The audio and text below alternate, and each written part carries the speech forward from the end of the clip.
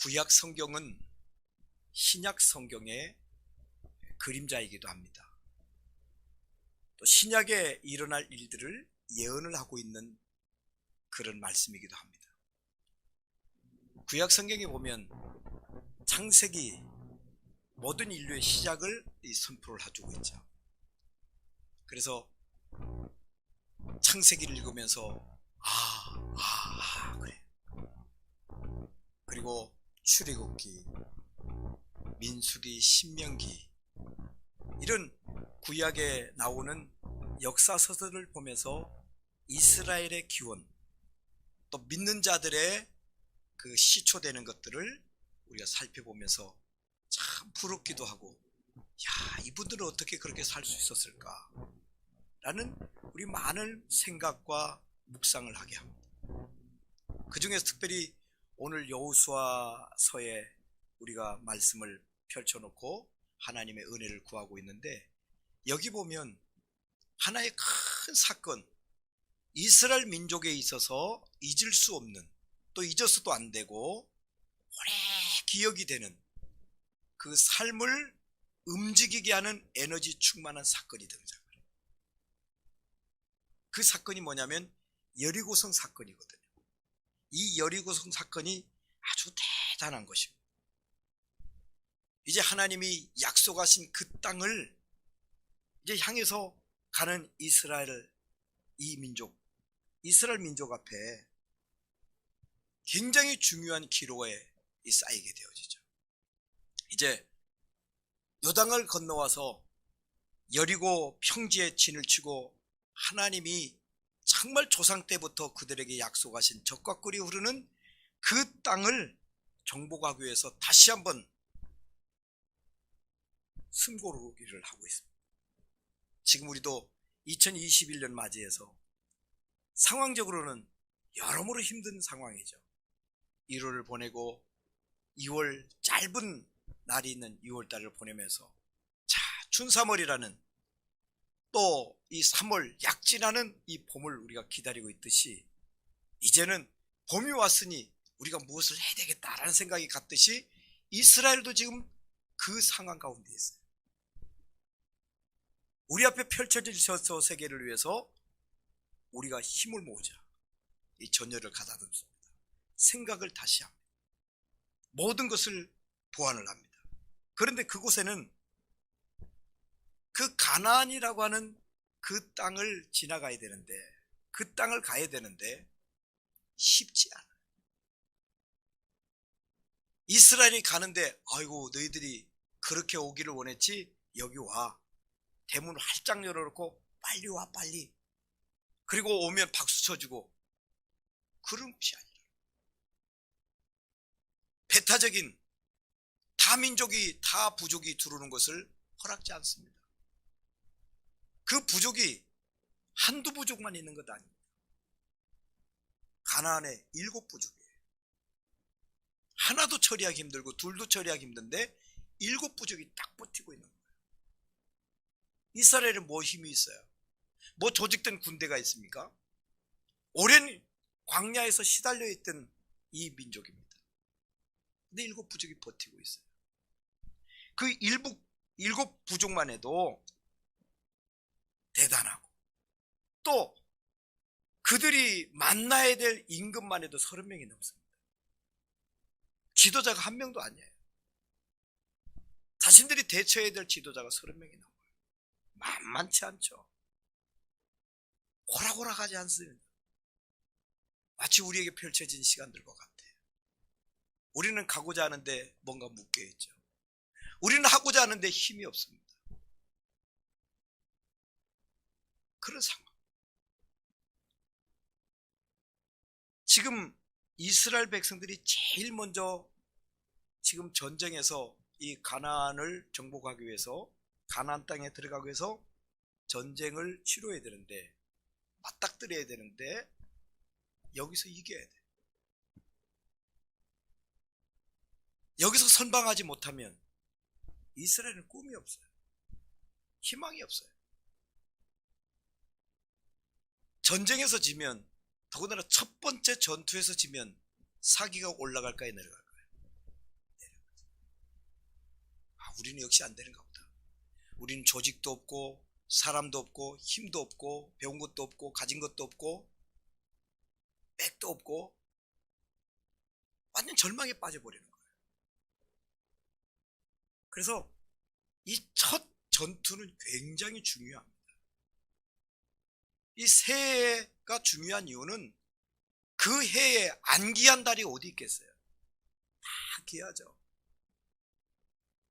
시작이 잘못되면, 시작에 실패를 하면 굉장히 힘이 들어요.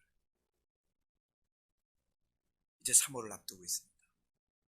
더더욱 우리 예인교회는 이제 10년 사역을 마감하고 11년 사역을 향해서 다시 한번 달려가는 그런 중요한 시점이 있어요. 우리를 기다려주고 있나요? 우리를 두 팔 벌리고 환영하고 있나요? 그렇지도 않습니다. 절대 절명이죠. 어떻게 보면 이런 단언을 할 수가 있습니다. 반드시 이겨야 될 싸움이라. 물러설 수 없다. 물러설 수 없어. 돌아갈 길이 없어. 그런 얘기예요. 근데 하나님께서 이스라엘 백성들에게 말씀을, 그런 아주 복잡한 가운데 하나님이 말씀을 주시는데 참 기가 막힌 말씀을 주시는 거예요. 이스라엘 사람들에게서는 이해가 잘 될 수가 없어요. 뭐라고 말씀하셨냐면 간단해요. 너희들은 성을 돌아라. 매일 한 바퀴씩 돌으래. 어떤 성을? 여리고성을. 첫 번째 만날 성이 여리고성인데 그 여리고성을 매일 한 바퀴씩 돌으래. 고고학적으로 보면 여리고성이 그렇게 큰 성이 아닙니다. 평지에 있는 그 같은 그런 산이에요. 성지순례를 가보면 나지막해요. 지금은 이미 성이 다 무너져서 그럼 야산도 아니에요. 둘레는 약 4km 정도밖에 되지 않습니다. 여러분 4km 돌려면 얼마나 걸리겠어요? 가늠해 보실 수 있나요? 평지든 어든 4km 가려면 얼마나 걸리겠어요? 얼마 안 걸리죠. 1시간이면 가. 1시간 남짓 정도. 고풍마다 사람마다 체력마다 다르겠습니다만은 약 4km 정도 되니까 1시간 정도만 돌 수 있는 그런 돌이에요. 성이. 너희들은 성을 매일 한 바퀴씩 돌아라. 아무 말을 해서는 안 돼. 말하지 말고, 말을 하지 말고 오롯이 기도하는 마음으로 대화 나누지도 말고 그냥 매일 제일 앞에는 무장한 군인이, 그 다음은 언약궤를 맨 제사장이, 그 다음은 백성이 서서 그 성을 돌아라.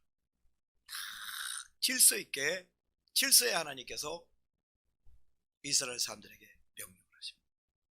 6일 동안은 그렇게 돌고 7일째 되는 날에는 7번 돌으래. 7일 날에 7번. 매일은 한 번. 7일째 되는 날은 7번 돌아라. 그리고 마지막 7일째는 제사장은 무슨 일을 하느냐? 큰 소리로 나팔을 불어라. 양각 나팔이에요. 승리의 나팔이에요. 그 나팔을 크게 올려서 불러라. 그러면 어떻게 된다? 성이 무너지리라. 하나님의 약속이죠. 그럴 때 너희들이 성 안으로 들어가서 그 성을 주워 먹으면 돼. 그러니까 지금 이스라엘은 할 일이 뭐예요? 아무 소리 하지 말고 하나님 말씀하신 대로 장소까지 정해주세요. 여리고 성을 돌아라. 딴 데 돌으면 안 돼. 거기를 도는 거예요. 조금 전에 말씀드렸습니다만 여리고 성이 큰 성이 아니에요. 매일 1시간 정도면 돌 수 있는 그 길. 마지막 날은 7바퀴 돌아내니까 몇 시간 걸려요? 산수가 안 된다, 그죠? 7시간 걸려요. 7시간씩 도는 거야. 아무 말하지 않고 하나님만 묵상하며. 잘 한번 생각해 보세요. 이 여리고성이 8km가 된다면 2시간일 거예요. 마지막 날은 배니까 14시간. 그렇게 돌고 나면 전쟁을 치를 수 있을까 없을까요? 힘이 바닥나지. 사실은 바닥날 거 아니에요.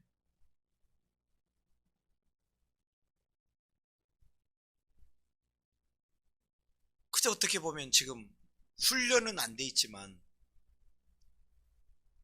홍해를 건너고 광야를 지난 60만 명이 되는 수많은 사람, 그 사람들이 여리고성을 쫙 그냥 포위만 해도 될 것 같아요. 딱 버팅기고 있으면 될 것 같잖아요. 근데 하나님이 도로래요. 여기 우리 생각나는 게 없습니까? 우리는 어떤 일을 할 때 보면 내가 무너뜨릴 수도 있을 것 같고 세울 수도 있을 것 같고 내가 뭔가 할 수 있을 것 같다고 생각할 때가 있어요. 내 생각이, 내 경험이 내가 하지, 하나님을 제껴놓고 그렇게 할 수가 있다라고 생각할 때가 있어요. 이럴 때 우리는 주목을 해야 돼요. 뭘 주목해야 되냐면 하나님의 음성에 귀를 기울여야 돼요. 하나님이 내가 뭘 하기를 원하시는지, 뭘 하라고 하는지 정확하게 들어야 돼요. 아무 소리 하지 말고 돌아라 그러면 도름 돼. 근데 그걸 잘하냐? 잘 못해요. 사실 여기 서서 말씀을 전하는 목사조차도 거기에는 그렇게 자유롭지를 못해. 내 생각이 개입될 때가 많거든. 하나님의 말씀은 어떤 일 앞에 개입되지 못해. 혹시 우리가 그런 삶을 살았다면 그것들을 주의 십자가 앞에 내려놓고 주님 나를 다스려 주시옵소서. 겸허히 주 앞에 내려놔요.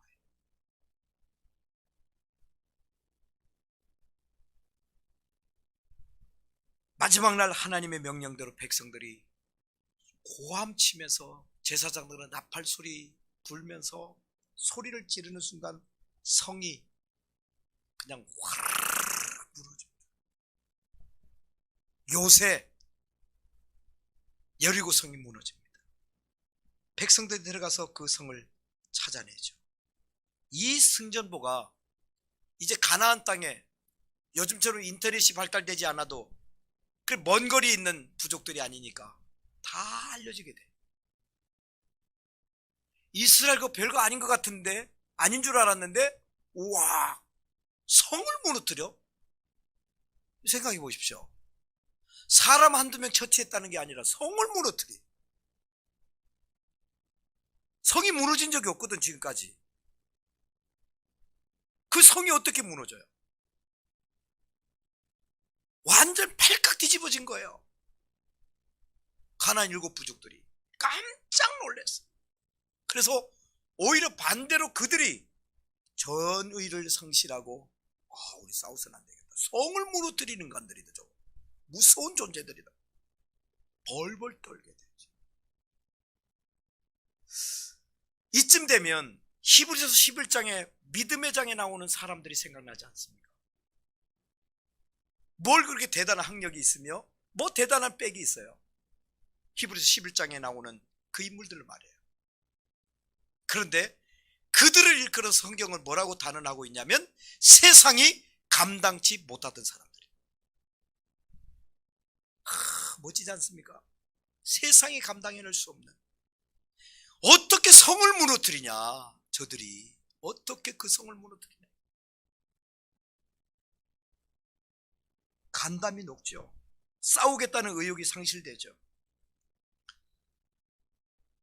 저는 임직식을 앞두고 또 새로운 이제 조직교회로서 또 한 번에 최소한 10년을 내다보면서 나가는 우리 예인교회, 또 이 교회 위임받는 목사로서 하나님, 제가 어떤 자세로 삶을 사며 목회를 하며 내 삶의 흔적들을 남길 수 있을까요?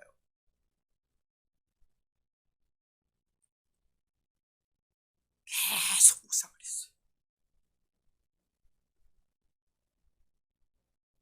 주님 제 형편 하시잖아요. 주님 저의 컨디션 잘 알고 계시잖아요. 제 약점도 알고 계시잖아요. 인간적으로는 할 수 있는 게 아무것도 없습니다. 주님. 내가 뭘 할 수 있습니까?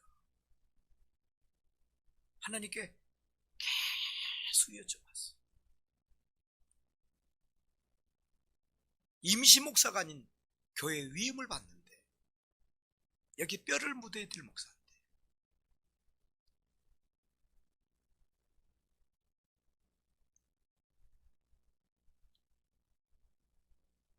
근데 하나님이 오늘 본문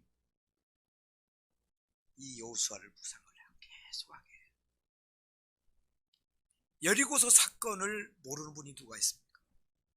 예수 믿으면서 이 설교를 안 들어본 분이 누가 있겠어요? 내용은 잘 알고 있습니다.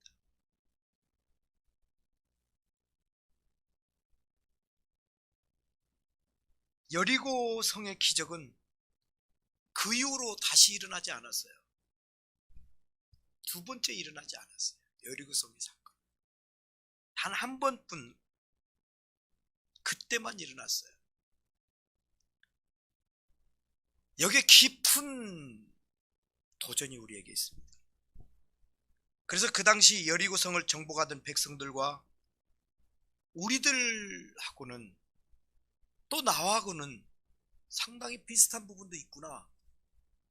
공통점을 찾게 되어졌어요.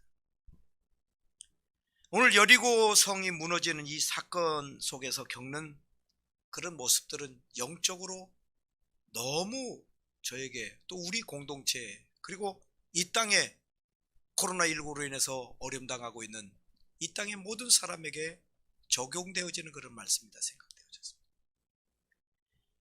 이스라엘은 이 땅에 수많은 민족이 있지만은 그 중에서 너는 내 것이라고 주님이 뽑으셨어요. 선민이에요. 많고 많은 사람들 중에 뽑아 올리신 민족이에요. 우리 기도할 때 천에 하나에 만에 하나 하듯이 우리 역시 많고 많은 사람이 있지만 너는 내 아들이야, 너는 내 딸이야, 너는 내 백성이야 하고 우리를 불러내셨어요. 그래서 우리가 하나님 앞에 부름받은 하나님 나라의 백성이 되어진 것입니다. 하나님께서는 이스라엘 백성에게 가나안 땅을 정복하라는 소명을 주셨죠. 마찬가지로 저와 여러분에게 그저 잘 먹고 잘 살아라, 내 아들, 딸, 내 부인, 내 남편 그저 편안하게 잘 되라, 이런 일반적인 종교에 나오는 기원적인 의미에서 거기에 부응하는 삶을 사는 것 정도로 살기를 바라는 것입니다. 한마디로 잘 먹고 잘 살았다, 그걸로 마침표 찍어야 될 인생이 아니라는 것입니다.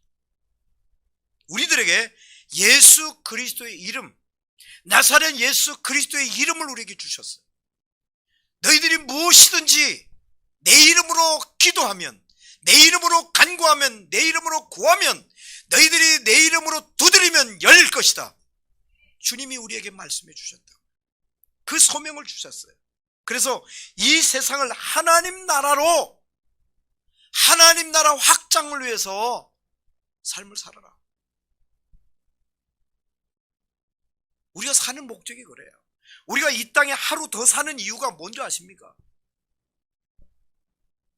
특별히 몸이 부자요스러운, 정신적으로도 약하고 몸으로 연약한 자녀를 둔 엄마, 특별히 엄마는 그의 소원이 있다면 딱 이런 얘기를 해요.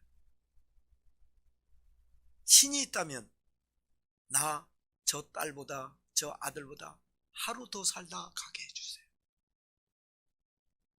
너무너무 힘든 아이니까. 내가 없으면 누가 돌봐주지? 라는 그런 사명이 있는 거죠. 저 아이보다 하루만 더 살다 가게 해주세요.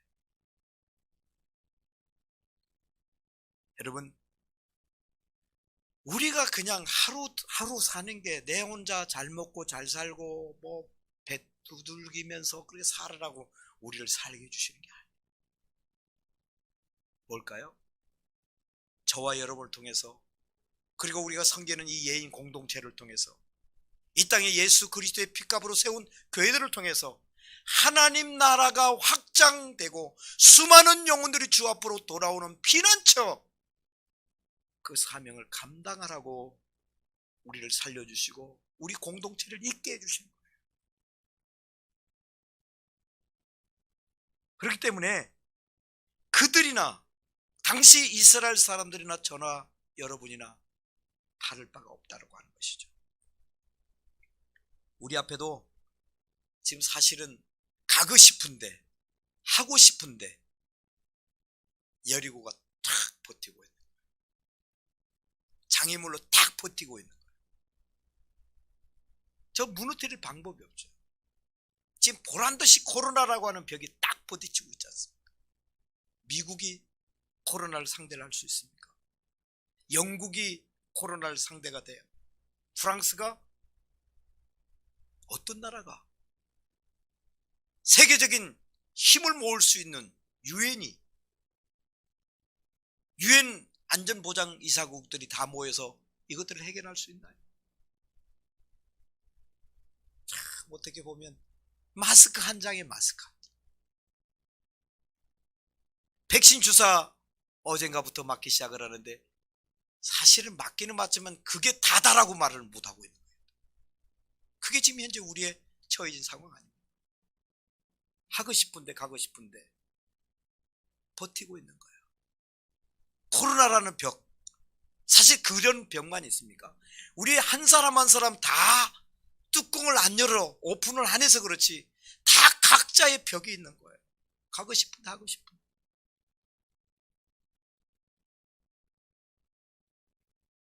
이 여리고성을 정복하지 못하면 앞으로 이 땅에 하나님의 뜻이 이루어진다고 누가 보장을 할 수가 있어요. 그래서 반드시 이겨야 될, 반드시 감당해야 될, 반드시 앞으로 나가야 될 그런 엄청난 사명 앞에 있게 되어졌다고 하는 것이죠. 이 여리고성은 이스라엘에만 있는 게 아니에요. 여러분의 가정에도 있고, 여러분의 사업장에도 있고, 여러분의 인간사 앞에도 있습니다. 우리 교회 앞에도 있습니다. 이 민족 앞에도 있습니다. 다 버티고 있는 거예요. 특별히 교회 안에 있는 성은 없을까요? 오늘날 교회 안에도 보이지 않는 여리고성 같은 것이 있어요.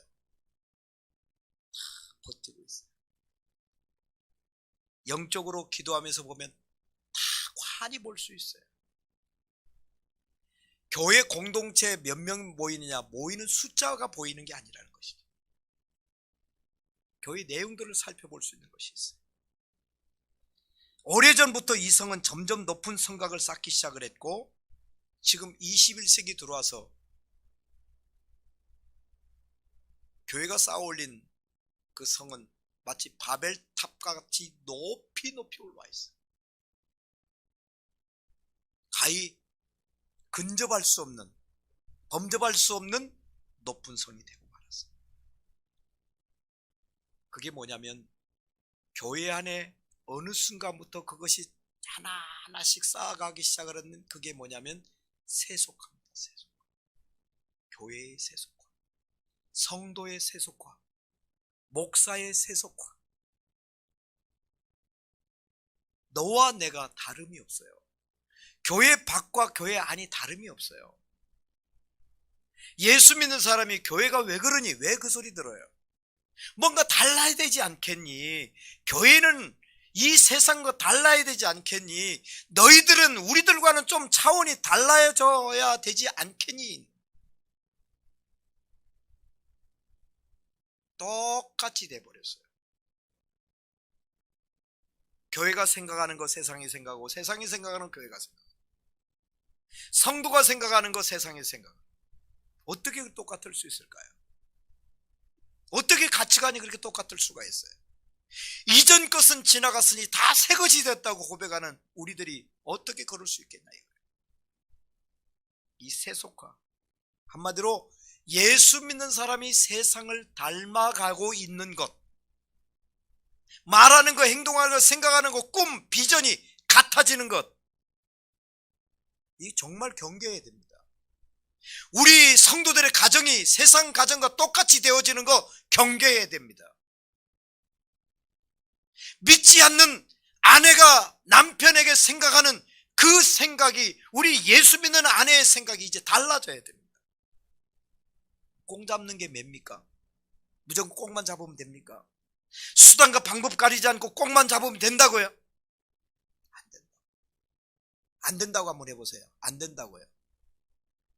해보시라니까 안 하네. 안 된다고요. 아니, 크게 해보세요. 안 된다고요. 진짜 안 된다고요. 네. 돼서는 안 돼.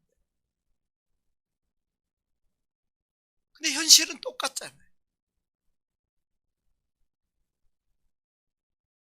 교회도 그래요. 아, 우리 교회 성도 수가 좀 많았으면 좋겠다. 왜? 그 왜가 붙어야 돼, 왜? 교회가 왜 성도 수가 많아야 돼? 하나님 나라 빈자리를 채우기 위한 교회 수 성도들이 많아지고 교회가 커진다면 좋은 일이지만, 편리하기 위해서, 우리가 힘을 자랑하기 위해서라면 세속 아닙니까? 교회 커서 뭐 할 거예요? 성도 많이 모으면 뭐 할 거예요? 교회에서 시원하려고? 자그마한 교회들은 특별한 행사를 할 수가 없어요. 여력이 없어서. 규모 큰 교회는 연예인들 1억씩 주고 개런티 주고 불러와다가 공연을 해요. 그거 하려고요.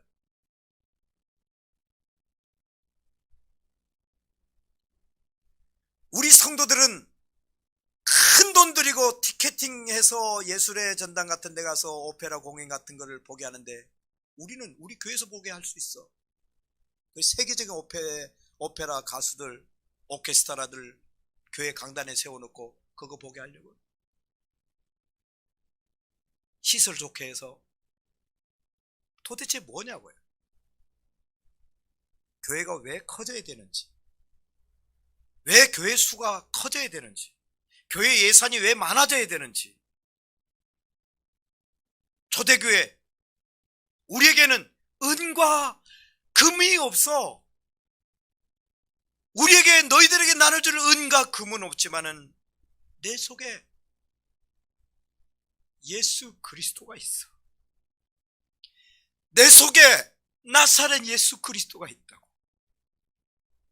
내 그분의 이름으로 너를 살려줄게.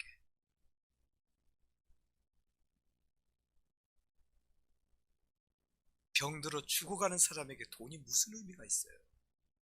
네? 살려내야 될 거 아니에요. 살리는 분이 누구예요? 그분이 예수님 아닙니까?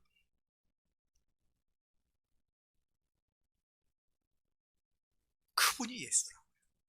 교회는 예수를 소개하는 곳이에요. 예수의 이름으로 문제 해결하게 하는 곳이 교회예요. 세상과 똑같으면, 공연장과 똑같으면, 심지어 이제 교회당 건물을 줘도 또 교회당과 아니면 체육관처럼 줘요. 건물의 모양조차도 좀 세상과는 좀 달라야 되잖아요. 외국 사람들은 깜짝 놀라요. 우리나라 교회들 보고. 글은 못 읽잖아. 글을 읽을 수 없잖아요. 건물만 보는 거. 이 건물이 무슨 건물이에요? 오피스 빌딩이에요? 사무실이에요? 체육관이에요?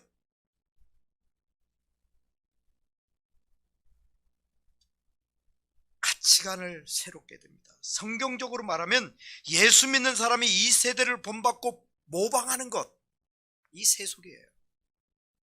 다른 말로 하면 예수 믿는 사람이 믿지 않는 사람과 똑같이 산다는 거지. 그렇게 결혼을 해도 젊은 청년들 반드시 기억하십시오. 믿지 않는 상대방에 대해서 조금 더 염려하지 않는다.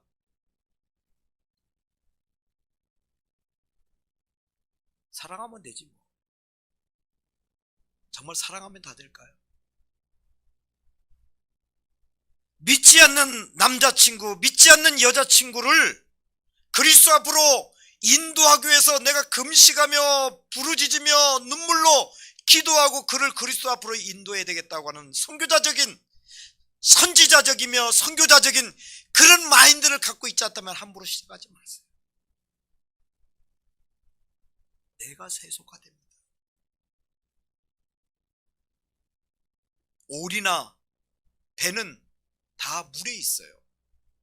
오리도 물에서 헤엄쳐요. 배도 물에 있어요. 그러나 그 오리 몸속에 물이 들어오면 죽어요. 배도 물속에 있지만은 그 배 안에 물이 들어오면 침몰해요. 동화되면 안 돼요. 세속화되면 안 돼요. 그게 세속화예요. 오늘날 교회 안에 세속화 현상이 얼마나 심각한지 우리가 알고 있잖아요. 우리들 스스로. 우리도 교회를 다니지만, 교회를 섬기고 있자면 우리들 생각해도 역시 교회가 너무 세속화됐어. 우리 목사님 너무 세속화됐어. 우리 장로님 너무 세속화됐어. 우리 권사님, 집사님들이 너무 세속화됐어. 아니라고 우리 자신할 수 있나요? 누가 아니라고 여기에서 자유할 수 있어요? 경건의 모양도 없고 경건의 능력은 더 없는 이 시대,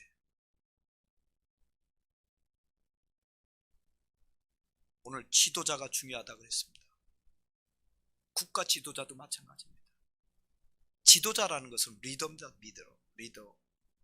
당겨줄 수 있는 사람이에요. 그분의 사상이, 그분의 철학이, 그분이 어떻게 살아왔는지 삶의 족적들을 살펴야 돼요. 언제부터 우리가 어떤 당을 좋아하고 어떤 당은 되고 어떤 당은 안 되고, 언제부터 우리가 그렇게 됐어요? 우리나라 역사, 한국사를 쭉 살펴보면 한결같이 분당거리 하다가 망했어요. 왜 우리가 일제 식민지 생활했습니까? 구한말을 보십시오. 그 찬란했던 고려시대를 보십시오. 그 2조 500년 역사를 보십시오. 왜 그들의 왕조들이 무너졌습니까?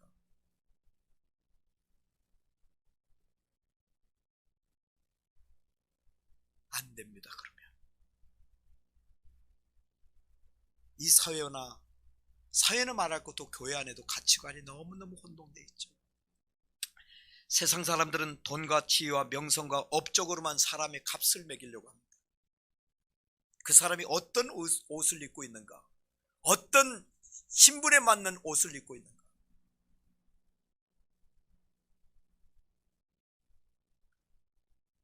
어떤 업적의 사람인가.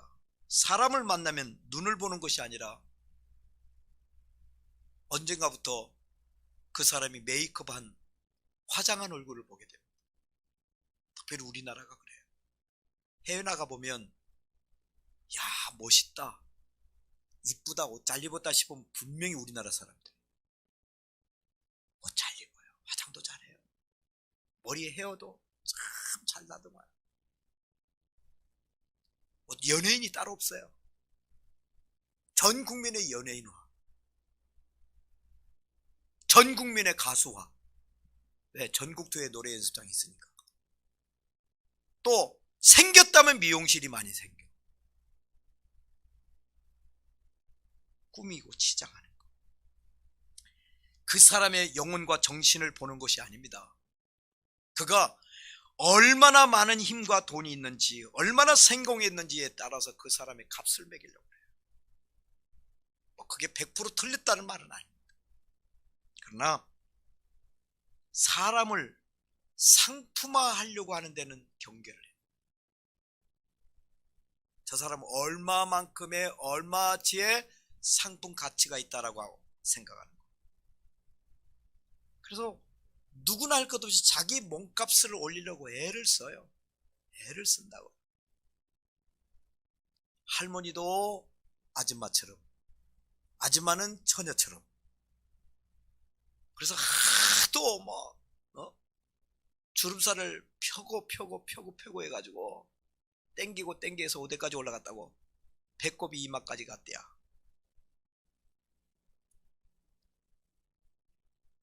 자, 그러면 문제는 하나님을 믿고 영원한 나라를 사모하며 이 땅에 하나님 나라가 임하도록 밤낮 없이 줄기장창 기도하는 예수 믿는 사람들조차도 이 세상 사람들과 가치관이 같이 되어질 때 정말 문제 있다는 것이죠. 좀 전에 정치적인 말씀 드렸습니다만 조심스러운 영역이죠. 리더를 잘 봐야 돼요. 어떤 사람인지, 어떤 족적을 남기고 살아온 사람인지 말이죠. 지금 우리나라는 옛날에 비해서 불과 몇십 년 전에 비해서도 너무너무 잘 살게 됐어요. 너무너무 편리한 시대에 살고 있어요. 아마 세계 어느 나라 가도 우리 대한민국만큼 이렇게 편리한 나라가 없어요. 밥에 먹고 싶지 않으면 굶어야 된다. 아니죠? 전화만 하면 갖다 줘. 낮이든 밤이든. 예전에는 수박 먹고 싶으면 여름철에 마트를 가든지 시장 가서 사와야 되잖아. 수박 먹고 싶어. 그럼 밤에 전화하면 아침에 5시 이전에 집 앞에 갖다 놓습니다. 아주 신선하게 바로 썰어 먹으면 시원하게. 그렇게 편리한 나라예요. 예전에는 주민등록 등본 같은 거 하나 떼려면 어디로 갔어야 돼? 동사무소라는 데를 가야 돼. 요즘 주민센터라고 하는데, 아니면 구청을 가든지. 지금 어디 가도 있어요? 인터넷에서도 할 수 있고, 심지어 지하철 타보면 지하철 내에 다 있어요. 다 뗄 수 있어요. 공짜로. 그것도. 이리 편리한 나라 있을까요? 없을까요? 천국 외에는 없어요. 그렇게 편리한 나라예요. 대통령을 욕을 할 수 있어 없어요? 대통령도 욕할 수 있는 나라예요. 지금 언론이 대단한 나라예요. 지금 그렇게 좋은 나라에 살고 있어요. 그런데 그걸 잘 갖고 가지를 못해요.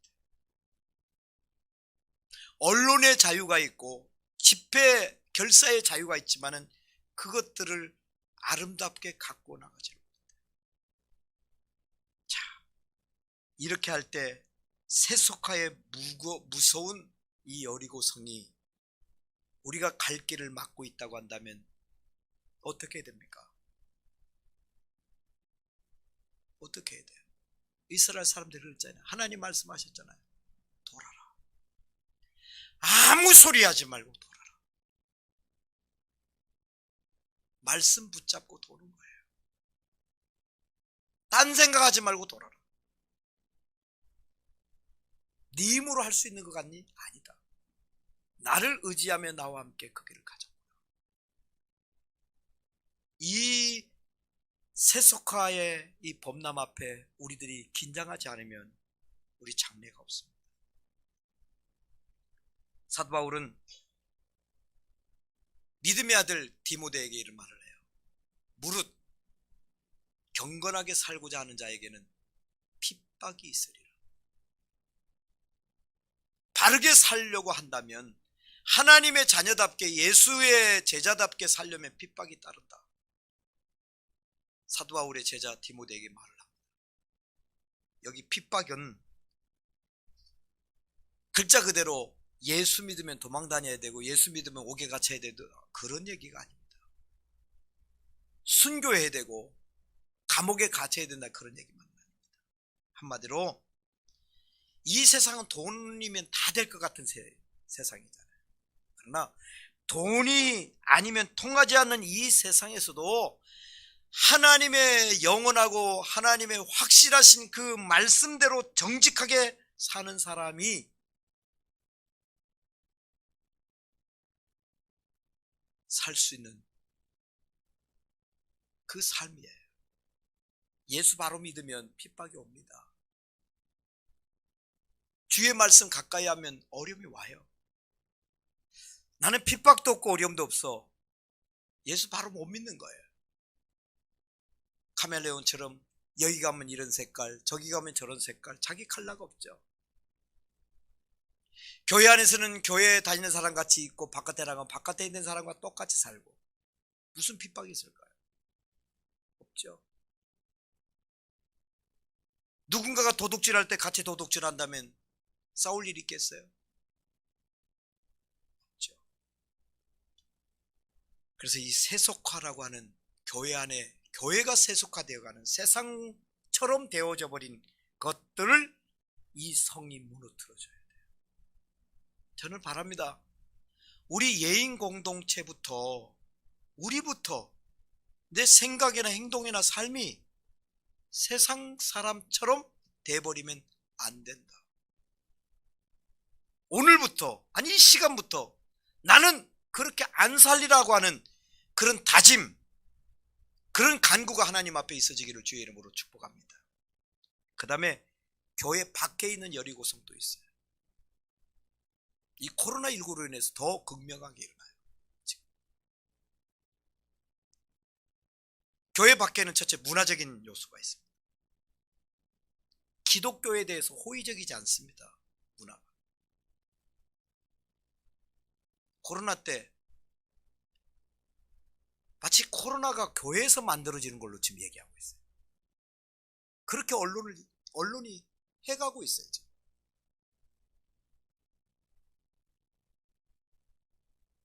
교회 사람 모이지 말래. 그래서 오늘 임직도 우리가 임직식은 주일날 하지 않는데 주중에 모임을 같이 못하게 하니까 이렇게 하는 거예요. 교회가 코로나 만드는 곳 아니잖아요. 우리가 살다가 다른 곳에서 확진도 될 수 있어요. 피해자죠. 그러면 교회 말고 다른 데는 그럼 안 모입니까?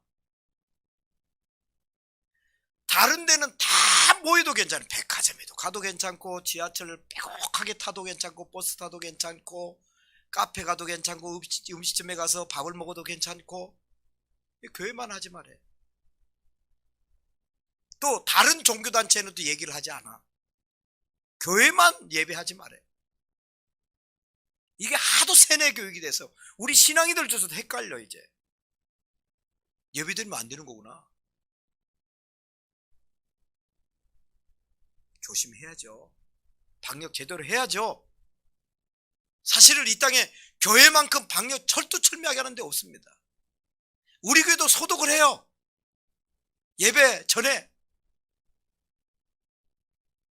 여러분들 오르는 핸드레일 전부 닦아요. 알코올로. 그렇게 하는 곳이 어디 있어요 지금. 교회 말고. 그런데도 교회는 모이지 말아요. 거기에 우리가 현혹되고 있습니다. 일부 교회에서 확진됐다고 뉴스에 자꾸 내보내죠. 물론 100% 잘한 건 아니겠지만 어려운 부분도 있겠죠. 그러나 그것이 다일 수는 없지 않습니까? 세상에 교회에 대해서 호의적인 적은 한 번도 없었어요. 사실은 요즘뿐만은 아닙니다. 그러나 우리들조차 우리 스스로조차 누워서 침뱉기격으로 그럴 수는 없다. 교회 밖에 여리고성이 있습니다. 참 어떤 것에 대해서 나는 이게 옳아. 근데 지금은 상대주의적인 거기 때문에 절대적으로 얘기하지 마라. 네가 옳으면 너나 옳다고 얘기해라. 나보고 옳다라고 얘기하지 마라. 그거예요. 개성시대인데 왜 네가 옳은 걸 나까지 옳다고 얘기하게 하냐. 그런 시대. 도덕이고 윤리고 얘기하지 마라. 나는 내 옳은 대로 내가 생각대로 산다. 그런 놀라운 문화에 있어요. 지금 사악하죠. 이럴 때 우리들이 정말 바르게 고민하고 바르게 결단하고 그렇게 살아야죠. 자, 이제 이스라엘 백성들에게 모세라고 하는 이제 그림자가 떨어지고 모세 후에 새로운 지도자가 등장을 해요. 그분이 여호수아죠. 이스라엘 백성은 40년이 넘도록 지도자 모세와 함께 광야 생활을 했습니다. 그런데 요단강을 건너기 직전 하나님께서는 모세 대신 여호수아라고 하는 젊은 장군을 지도자를 세우셨습니다. 그리고 그 여호수아를 중심으로 이스라엘의 제2세대가 여리고성, 오늘 본문에 등장하는 이 여리고성을 함락하고 가나안 땅을 정복하도록 하셨습니다. 모세는 하나님 앞에 매달립니다. 하나님, 저에게도 약속하셨잖아요. 저도 저 땅을 가게 해주세요. 근데 하나님이 노하시죠. 안 돼. 그래서 하나님께서는 여호수아라고 하는 새로운 지도자를 주셨습니다. 새로운 지도자, 새 지도자를 주셨습니다. 그 지도자와 함께 그 길을 가게끔 새로운 리더를 세워주셨습니다. 여리고성을 정복할 수 있었던 이유가 뭐냐? 그 이유가 뭘까를 성경을 묵상하면서 생각해 보면 답이 딱 하나밖에 없어요. 군사적으로 뛰어났기 때문이 아니에요. 무엇이 많아서가 아니에요. 우리는 그 답을, 모본 답안을 성경에서 찾아볼 수 있다면 그게 뭐냐면, 따라합시다. 하나님 말씀대로, 하나님의 뜻대로 했기 때문이다. 그거 왜 없어요? 하나님 말씀대로 했기 때문에, 하나님이 뜻대로 했기 때문에. 마찬가지입니다. 오늘 우리도 우리에게 주어진 시간 성공하며 승리하며 사는 방법은 다른 데 없어요. 사람이 보기에는, 잠언서의 말씀처럼 사람이 보기에는 옳아 보이지만은 필경은 망하리라. 사람의 생각대로 살면 망합니다. 나는 길이요, 주님이 말씀하셨어요. 그 많고 많은 얘기거리가 있겠지만은 예수님은 자기 자신에 대해서, 우리 영적인 리더 되신, 구주가 되시는 그 주님이 말씀하시기를 나는 길이다 말씀하셨어요. 내가 길이다. 그리고 내가 진리야. 내가 너희들의 생명이라고. 그 말씀을 들려주셨어요. 그러니까 그 말씀대로 길 대신 예수님 따라가야 되고, 진리 대신 주님의 뜻에 우리가 머리 숙여야 되고, 생명 대신 예수님을 붙잡을 때 우리가 이 땅에 바르게 살 수 있다는 사실을 잊지 마시기를 주의 이름으로 간곡히 부탁을 드립니다. 말씀을 저는 이제 맺으려고 합니다. 이스라엘 백성들이 여리고성을 정복할 수 있었던 그 사실은 하나님의 뜻대로 또 한 소망을 가지고 말씀대로 살아갔습니다. 새로운 일꾼이 필요한 시대에, 새로운 지도자가 필요한 시대에, 지도자가 중요한 이 시대에 우리 국가에서도 좋은 지도자가 뽑혔으면 좋겠고, 이제 4월달 되면 서울시장, 부산시장, 우리나라 제일 큰 도시의 수장들이 지금 사고로 인해서 다 지금 물러나고 새로 보궐선거를 하게 되는데, 정말 새로운 지도자가 제대로 뽑혔으면 좋겠고, 이제 2기 사역 10년을 또 내다보면서 조직교회로서 앞으로 나가는 우리 교회도 여러분 한 분 한 분이 영적인 리더가 되셔서 승리하며 세상을 밝히며 세상을 당겨낼 수 있는 지도자의 삶을 살 수 있는 여러분들 되시길 바랍니다. 좋은 남편이 되십시오. 좋은 아내가 되십시오. 좋은 자녀가 되십시오. 좋은 부모가 되십시오.